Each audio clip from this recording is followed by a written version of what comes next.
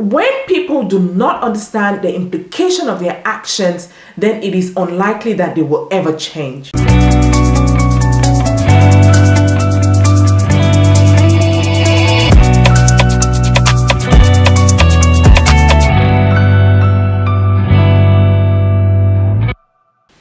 Hi guys, so it's your girl again, and today I want us to talk about a virus that is eating up our continent, and it's going to steal from our young and rob us of our own growth. So there's this mindset in Africa, in Cameroon, in most African countries that I have, experienced, is that people want to harvest from trees that have not matured.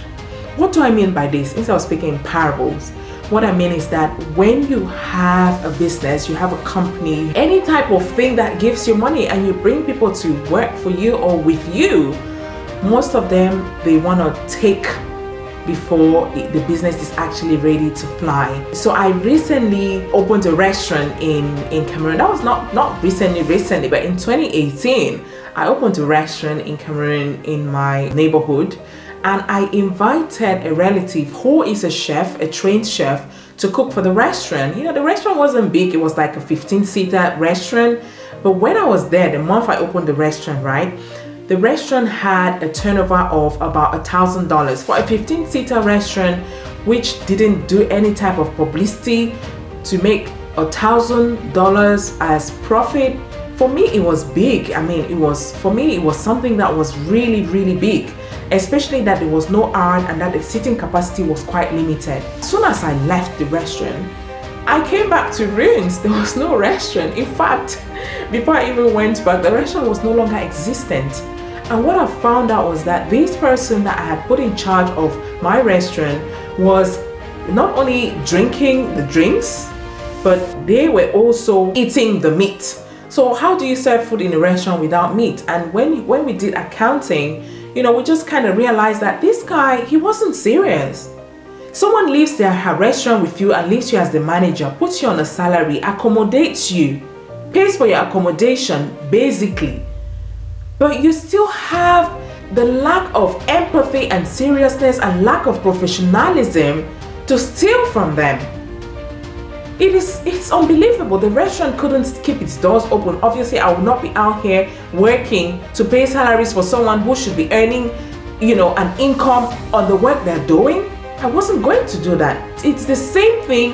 I had a business meeting this morning as well, and I just realized that it is a mindset that we need to talk about and we need to arrest. Because for me, when people do not understand the implication of their actions, then it is unlikely that they will ever change. Let me tell you something.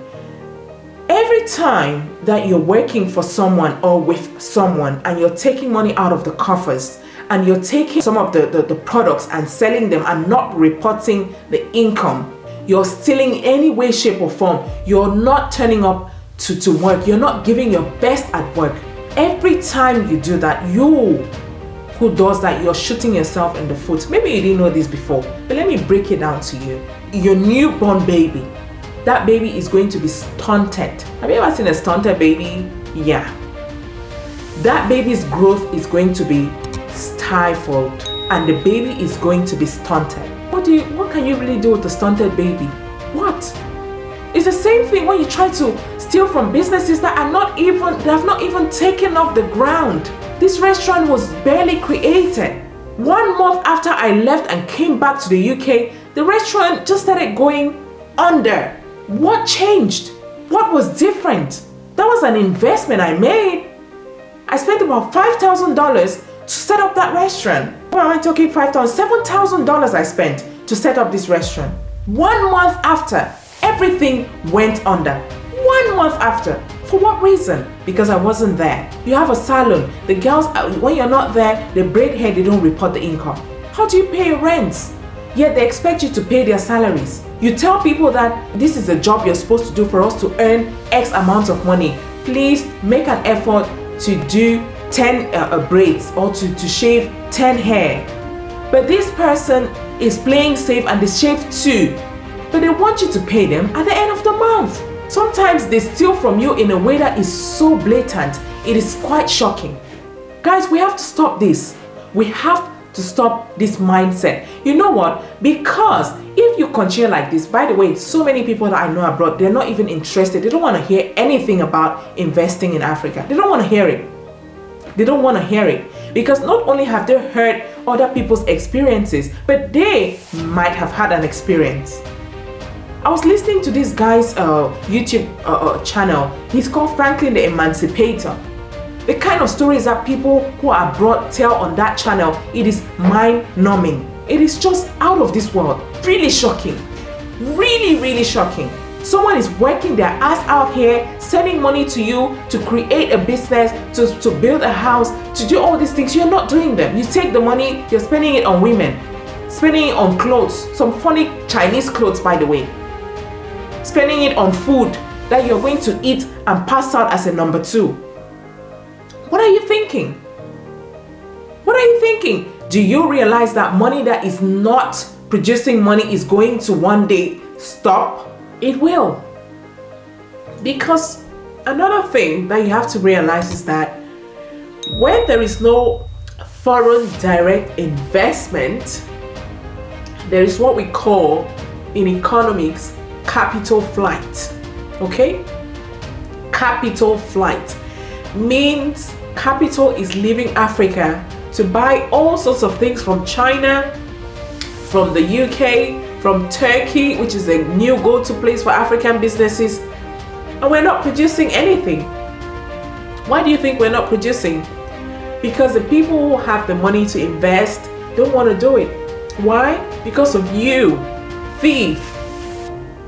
Because you steal. Because they're unwilling to lose their money, their hard-earned money, to you. They don't want to.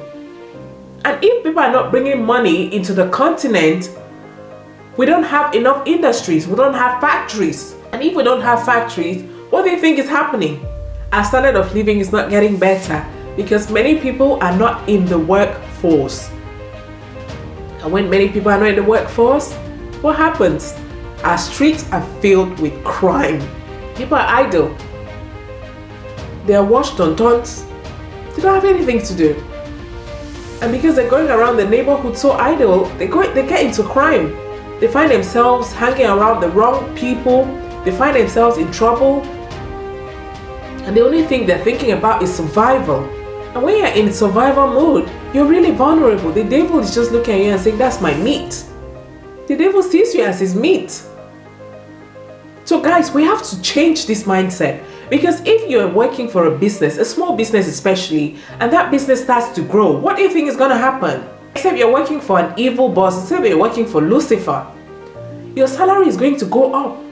And if the business grows to the point where the business can start diversifying, creating different product lines, what's going to happen? You're going to become a product line manager. You can become a country manager, you can become a state manager.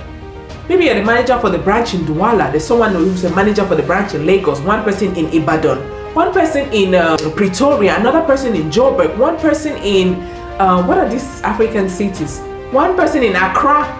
So guys, we have to stop this mindset. We have to, when someone gives you the opportunity to work with them or for them, please don't take it lightly. Please. Take it as yours. And if that person doesn't treat you right, God will bless you. Even the Bible says that serve your master with all your heart. That's what happened to Joseph. And guess what? He became governor in Egypt. Let's all become a Joseph, guys. We have to stop this. This is killing our continent. I talk to people in the diaspora all the time. The only thing I hear is, no, I'm not about to lose money. No, I'm not about to lose money. What kind of reputation is this? What kind of reputation is this, guys? This has to stop. We're shooting ourselves in the foot. Because when you continuously do this and people start to forget about the continent, how are we going to compete? That's why we all want to travel abroad. But abroad, man, there's no way for you to steal. The cameras everywhere. So if you don't purge this out of your system, you can't make it abroad. You can't. Abroad, what you get is what you get. And if you get into crime, you will find yourself in the shoes of this guy, this notorious Nigerian guy who got arrested. Hush puppy. Any money that you don't make, which is from your sweat, you will not enjoy it fully. You will always feel like there's someone, you will be looking over your shoulders all the time. But if someone gives you an opportunity to work for them, do it with all your heart. Do it as though it were yours. There's nothing hard about doing that. Let's stop this. Let's really, really think about this and stop it. It's for our own good, guys. It's for our own good. I'm telling you that it is for our own good. Because if more people in the diaspora are sending all of the money that they're making out here back to Africa, all our streets will be tarred. Our houses will be beautiful. Why? Because we're going to start producing. The reason why China is the #1 in the world, it's not even America in my opinion, is because they produce. People are buying from China from all over the world. When will Africa produce? When Africa stops having this mindset where we have to take, stifle the baby and kill the baby. That's when we will graduate from being beggars, from being looked down upon, from being considered as termites, from being called shitholes, as Donald Trump said, shitholes. That is when things will change. It's not about the government. Don't tell me that the government is corrupt. You are also corrupt. You are a thief. If the government is corrupt at their level and you are pointing fingers at them, what about the wood that is in your eye? You want to take out a needle in someone's eye? What about the wood in your own eye? It starts with you and me. It starts with you and me. And let me tell you, there's something called karma, and it is a bitch. When you do what you're doing to another person, this dude whom I employed to work in my restaurant, what's he doing now? Going around the neighborhood gallivanting, no work for him. What has happened to me? I mean, I've lost my 7K, but I'm still forging ahead. I'm still forging ahead. That's the thing that you don't realize. That when you steal from this person, most of the time you don't even do anything with that money. But when they realize that you've been cheating them, they'll pack and go. Like Kiss Daniel said, pack and go. If they want Okrika, they don't want Biko, pack and go. If they bring the small business to you, don't want to run it, they will pack and go. Money doesn't cry. They'll keep their money in their accounts, do what they want to do with it.